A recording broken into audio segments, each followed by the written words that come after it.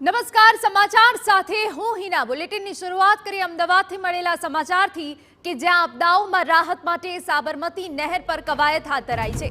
કુદરતી આફતોમાં પહોંચી વળવા HADRની કવાયત, જેના દ્રશ્યો અમે આપને ટીવી સ્ક્રીન પર બતાવી રહ્યા છે। NDRF, SDRF, NCC, પોલીસ અને સિવિલ ડિફેન્સની સંયુક્ત કવાયત પૂરની સ્થિતિમાં કઈ રીતે મદદ કરવી તે અંગે માર્ગદર્શન આપ્યું છે। NDRF દ્વારા બચાવ કામગીરીની રજૂઆત કરાઈ, જરૂરિયાતની વસ્તુઓ ડ્રોનથી કેવી રીતે પહોંચાડવી તેની સમજ અપાઈ છે। સેના દ્વારા સ્થળાંતર અને રાહત શિબિર પહોંચાડવાની પણ કવાયત હાથ ધરાઈ છે। આજે દેશભરમાં 18 જિલ્લામાં યુદ્ધની સતર્કતાના ભાગરૂપે મોક ડ્રિલ થવાની છે।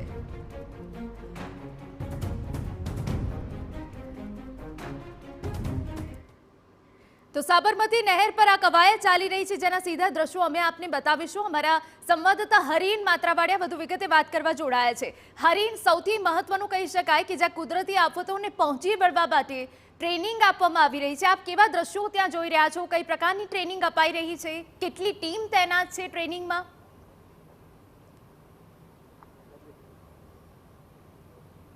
બિલકુલ, સાબરમતી નહેર છે ને ત્યાં આ સમગ્ર મોક ડ્રિલનું આયોજન કરવામાં આવી રહ્યું છે।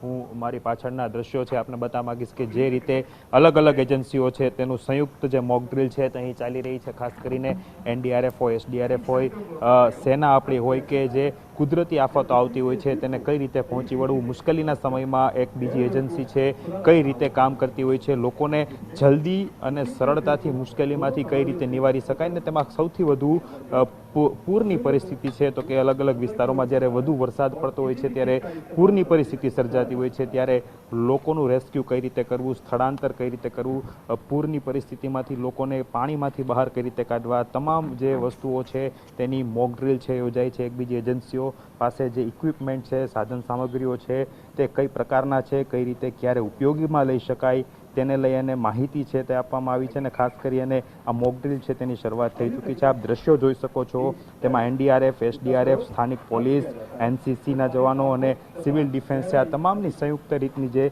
આ મોક ડ્રિલ છે તે રાખવામાં આવી છે। એટલે કે દરેક એજન્સીઓ છે એકબીજાની કાર્ય પદ્ધતિથી સંપૂર્ણ રીતે વાકેફ થાય અને જ્યારે આ પ્રમાણેની પરિસ્થિતિ કોઈ પણ સર્જાય ત્યારે શું મદદ થઈ શકે, લોકોને પણ સમજ આવે અને એજન્સીઓ છે તેમના એક બીજી એજન્સીઓ છે તેમને પણ પોતાનું જે અલગ અલગ જે તેઓ કેટલા સક્ષમ છે, કઈ રીતે સક્ષમ છે ને એકબીજાને કઈ રીતે ઉપયોગી થઈ શકે છે તેને લઈને પણ આ મોક ડ્રિલ છે તે મહત્વની છે। બીજી તરફ વાત કરવામાં આવે તો દરેક એજન્સી છે તે અલગ અલગ પોતાના ખાસ એમની પાસે સાધનો હોય છે, ખાસ કરીને બચાવ બોટ હોય છે, દોરડા લોન્ચર, પાણીની અંદરથી ડાઇવિંગ કિટ હોય છે અને જે રીતના હવાઈ ડ્રોન સિસ્ટમ એટલે કે ડ્રોન મારફતે એક તરફથી બીજી જગ્યા છે કે ત્યાં લોકો ફસાયેલા હોય છે તેમને સાધન સામગ્રી પહોંચાડવી, આ તમામ વસ્તુઓ છે તે સાધનો છે તેનું પ્રદર્શન રાખવામાં આવ્યું છે। લેક્ચરનું પણ આયોજન કરવામાં આવ્યું છે અને આ પ્રમાણે એક ડેમો છે તેનું પણ આયોજન કરવામાં આવ્યું છે કે જેને લઈ અને એકબીજા એજન્સીઓ છે તેમની કામગીરીથી વાકેફ થાય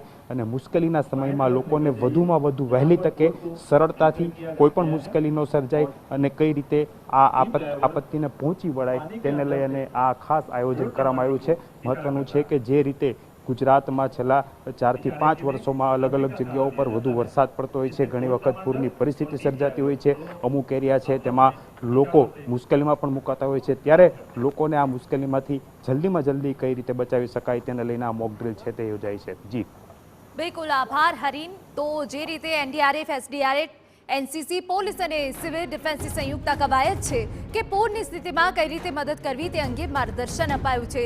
સાથે સાથે ડ્રોનની મદદથી સામગ્રી કેવી રીતે પહોંચાડી શકાય, જરૂરિયાતની વસ્તુઓ કેવી રીતે પહોંચાડી શકાય તેની પણ સમજ આપવામાં આવી।